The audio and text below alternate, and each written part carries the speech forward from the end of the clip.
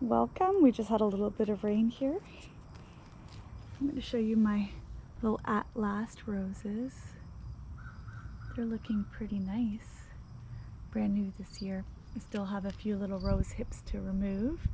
Let's see if there's a Japanese beetle in there. No, none so far. Beautiful. I figured I would take this time to talk about sanguisorbas, and I will show you in the garden what I'm talking about when I say sanguisorba. Here's one right here. You can see the scale. It's quite large. I'm almost 6 feet and it's about 5 feet, I would say. Let's just zoom in. It's starting to open a little bit. You can see some of the little florets opening up, and it's pretty neat. It is a real pollinator attractor, although you can't tell that right now. But it gives sort of like a transparent, sort of magical quality to the garden, I find. I'm going to show you a few other ones that I have here. Lilac squirrel is just opening up. And by lilac squirrel, I mean this guy. You see that?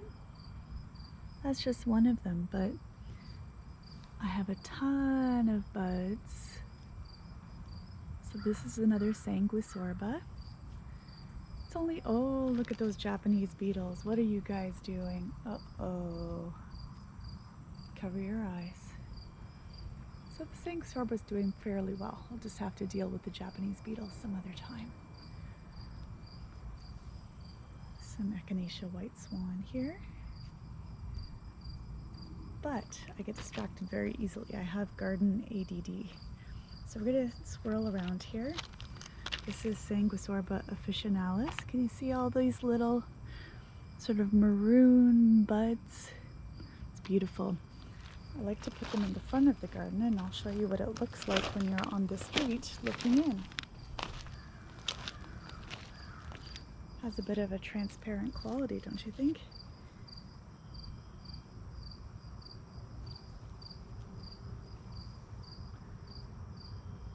I have another one over here, another sanguisorba called pink tanna, but I transplanted it and then we went into a massive heat wave. So I've been watering it. It will rebound, but it's not looking the world's best. And actually, as far as interest goes, I really like the Sanguisorba officinalis better. To me, it really pops in the garden.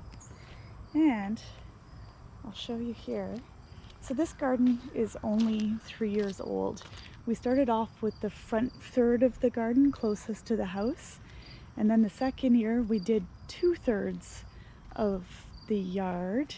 And then this year we did the final third, although it still has yet to fill out. And as with almost every gardener, I'm constantly changing things, moving things around, learning lessons, and dealing with lots of mulch. As we walk past the mulch pile here, I'll show you one more sanguisorba that I have. I tend to be a bit of a plant collector, and when I really like a variety, I tend to want to try them all out. So this is Sanguisorba Little Angel. That's exactly what it is. I have a few little pieces of grass that I'm gonna have to pull out. I won't necessarily do that on video, although it feels rewarding to do. There you go. Bye-bye. I'll tidy that up later. But there you go, little buddy. Tiny little fella, but also has that lovely little quality. I just put it over here you can't really tell, but this is a little bit of a berm. I also have some Descampsia bronschleier. I believe I'm saying that right. Not 100%. This is a year old. And Sagina aurea, which is also known as pearlwort. And this is one of the coolest plants I have, one of the simplest and coolest plants that I have. Push on it and it's like unbelievable. It's like a sponge. It just feels surreal. Anyways,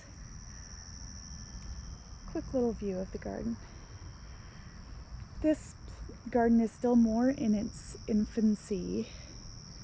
I'm still adding to it. I have a lot of little baby plants that are just getting going. I did take some of the Sagina aurea, Irish moss, as it's known sometimes, and I've planted it right along some iris that I have. And it's a little worse for wear because we're in a plus 100 or plus about 35 degrees. It's about 40, I think today was 41 with the humidex. But it'll bounce back. It always does. It's a tough little workhorse actually.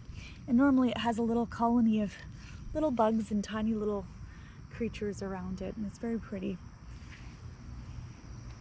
Anyway, so this is sort of a side yard garden. It used to be just a row of hedges in here.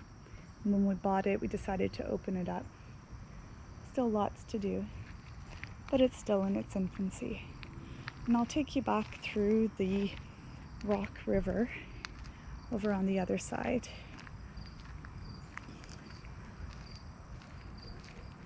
I also like artemisia, so I have a few different kinds there. That's the ludvoicana. And I have silver brocade, which is here, which is like a dusty miller, but a perennial. And, oh, here's a little friend. I normally have a ton of bees. This is the Allium millennium. Hello. Stay a while. Enjoy yourself. I have to deadhead a few of the daisies here. And another item I could talk about, another grass, is this Molinia sky racer.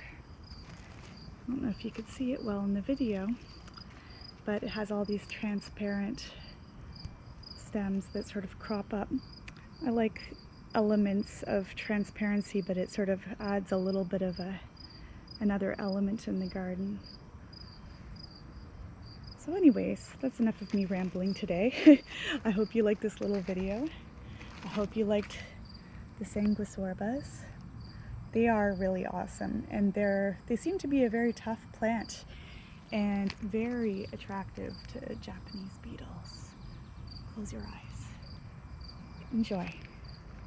One little tour around.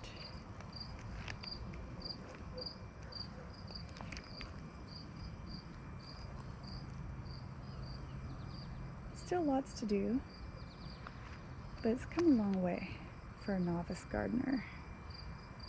Bye. Have a good night.